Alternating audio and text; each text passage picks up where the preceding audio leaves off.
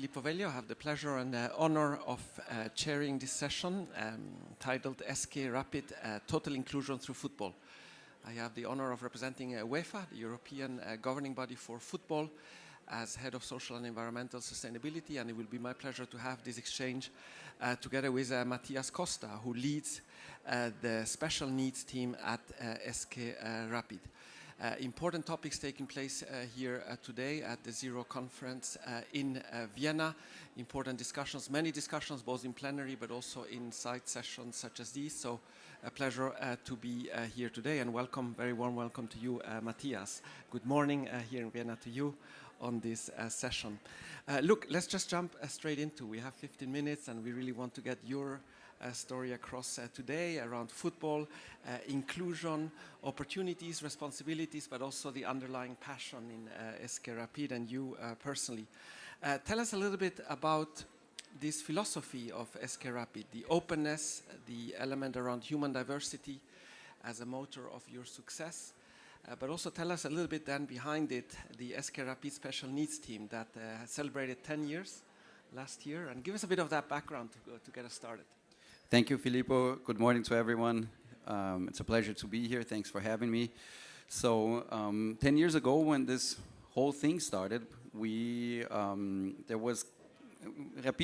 had the general manager at the time got in touch with a project in Switzerland, and he thought this was a great idea and he wanted to do this at our club.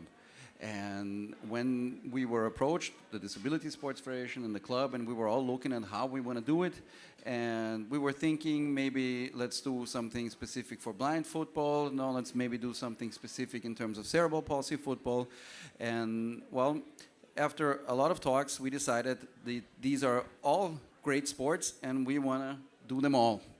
And then the idea was, well, let's try, let's do it, let's get everybody here. And this was we didn't know really what we were doing. I mean, we had a lot of expertise in disability sport. We had a lot of expertise in football, obviously. But to bring everybody together, to have a deaf person who like physically is totally able and great footballers to play, let's say, with a person with Down syndrome who is maybe not that experienced or not that good in football. That was a big challenge in the beginning. To underestimate somebody and not to make anybody frustrated with this. And well, we had a small coaching staff by then, and we started with 16 players with 8 different disabilities, and from then on everything else is history, and it worked. And coaches adapted, coaches are flexible. This is the main thing. We wanted to have everybody involved, and so that nobody underachieves or overachieves, but to have it at everybody's own individual pace. Tell me a little bit, super interesting, tell me a little bit the impact on the wider community of the club itself, before we go to the wider community over and beyond the club. But how has this impacted the club? How was it received? How was this growth? I believe you went from 16 now to about 200 overall.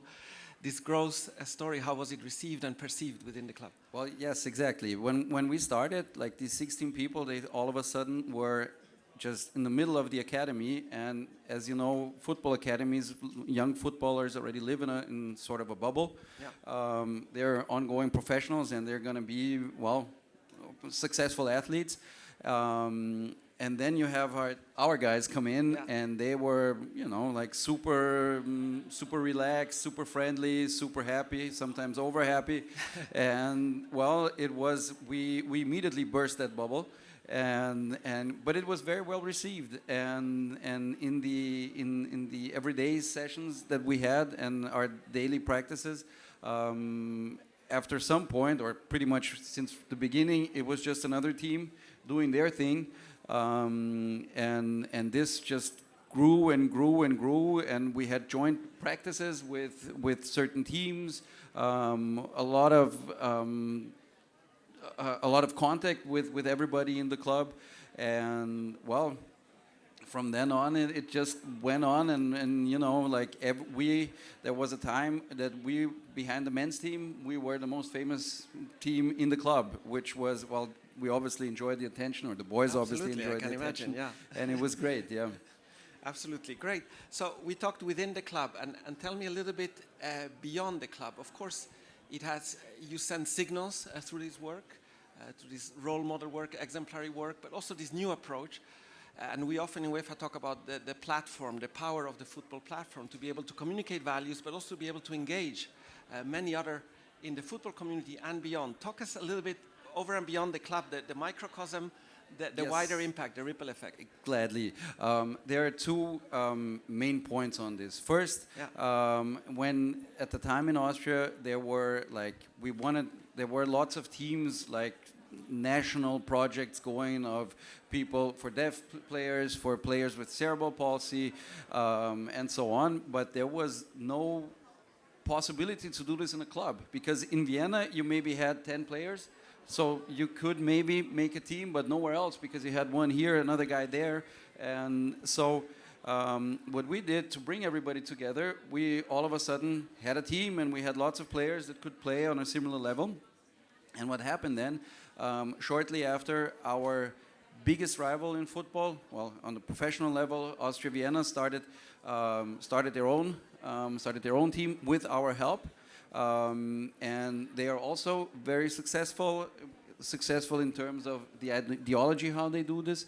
And well, we often, or we commonly say, we are separated by colors, but we are joined in our ideology.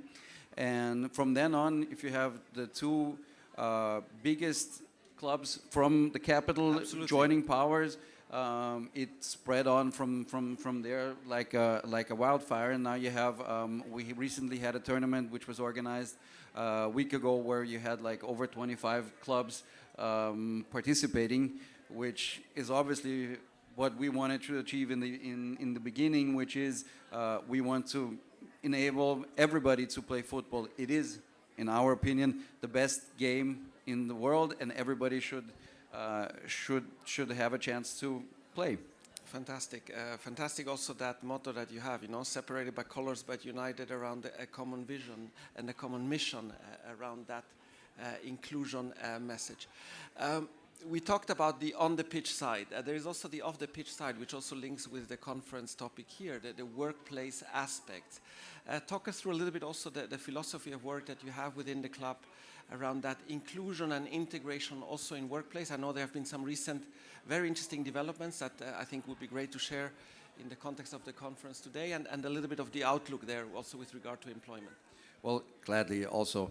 Well, what you're hinting at is we recently, it's a year and a half ago, we recently hired players to work in the first market, like as a full-time job with us. So we started out with one athlete with Down syndrome.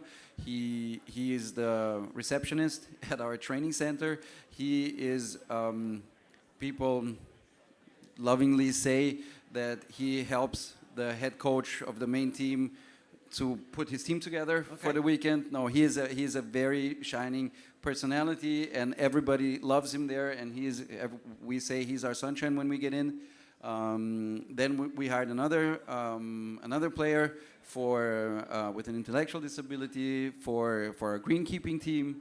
We have a player with cerebral palsy who came in from Ukraine. He's working as a steward. We have a blind masseur for the professional team, and this is a project that we have, as a club, been very engaged in. We are doing it like learning by doing again. Yeah. This is a bit. This is usually the best way, no? Learning by doing. Absolutely. With a strong mission and vision behind. Exactly, and it's like we cannot do like everybody at the same time, but one by one we're trying to integrate everybody a bit more in the club, and this was also our select. This is still, until today, this is our main criteria. We are not looking for the best players.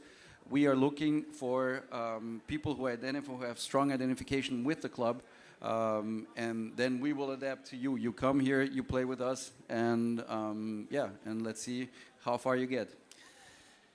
very interesting to what you point about learning by doing and that enthusiasm and energy that then carries through already for more than 10 years.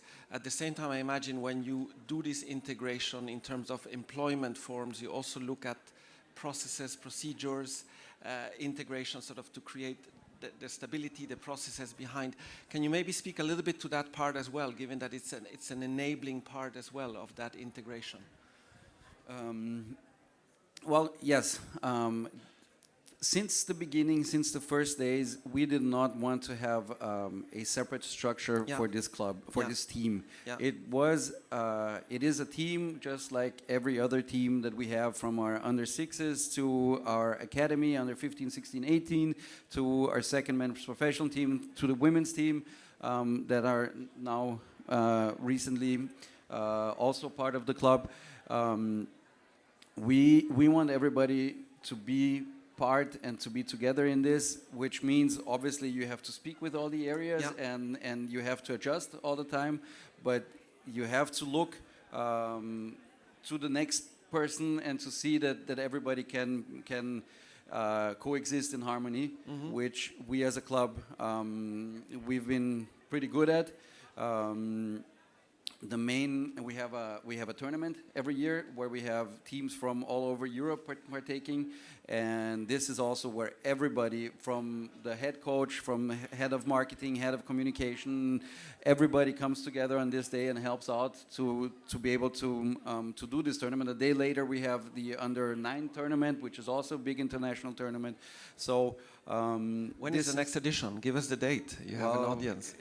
Yes, please. Our tournament is going to be June 9th here in Vienna at our home. We play in the stadium, which is also a great experience for everybody. Let's make some noise about it, of course. Well, yeah, gladly. Yes, gladly. And June 9th, if you're interested in participating with your team, please contact us. We will make space. We hopefully can make space, if not this year, the next. But yeah, and so this is pretty much it. And I think what the message that I would like to leave is that important for us to integrate everybody, not only as a professional, as an employee, but also as a footballer, is that we as an organization, we as coaches, we have to adapt. We have to be flexible enough to give the same possibility to everybody involved in this. And well, it works. It works, and it's a success. And we had our celebration, our 10-year anniversary, where we marched through the stadium and were cheered on by standing ovations by 20,000 people in the stadium, and it was an incredible moment for everybody involved. Isn't that the best recognition, no? The people recognizing in such an open and human way. Absolutely, from our supporters as well as from the away supporters, who also recently had started a team with our help. And this is what really it is about. Yes. We play, we compete against each other, but football has such a big power that you cannot forget those that do not have the same access to it, and maybe due to certain conditions will never be able to become a professional footballers, but they also have a passion and a love for the colors and for the game. Matthias, you couldn't have put it more strongly and passionately. I think the message across football as a vehicle for inclusion, football's taking responsibilities, but doing that with enthusiasm, with energy, with passion, but tangibly trying to improve the lives, providing access to this beautiful sport, but over and beyond also the message that you shared with the audience. So thank you again, Matthias. All the best for the future endeavors. We'll be following closely, including the 9th of June. But we wish you the very best, and please do come back regularly to talk with your peers at conferences such as this, to enthuse them even further on the role of football. We'll be having a short discussion about this topic a little bit later on in the day, also with the Austrian Federation, and we'll continue to support this kind of endeavors in football and with and through sport and the power of football. Thank you again, and thank you everybody for listening in, for tuning in, and we'll be continuing the conference and discussions. Thanks again. Thank you for this, Filippo. Thank you. Thank you. Danke. So.